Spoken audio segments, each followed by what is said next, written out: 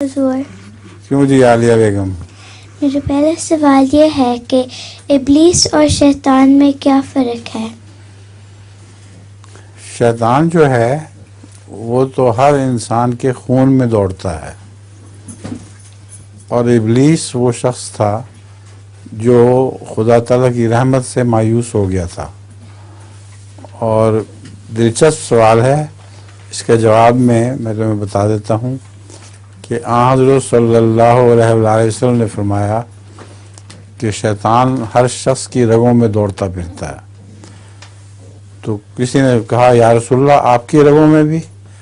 آپ نے فرمایا ہاں، مگر میرا شیطان مسلمان ہو چکا ہے، وہ مجھے برائی کی تعلیم نہیں دیتا۔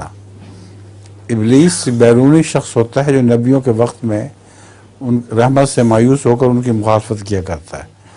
تو ہر زمانے کے نبی کا الگ الگ ابلیس ہوتا ہے۔ ایک ابلیس حضرت رسول اللہ صلی اللہ علیہ وسلم کے زمانے میں ابو جہل تھا، تو اس طرح حضرت مسیح موعود علیہ السلام کے زمانے میں ثناء اللہ ابلیس بنا ہوا تھا، اور بہت سے ابلیس ہوتے ہوں گے، ان کا نام تو مجھے یاد نہیں، مگر ہر نبی کو کوئی نہ کوئی ابلیس ٹکر جاتا ہے۔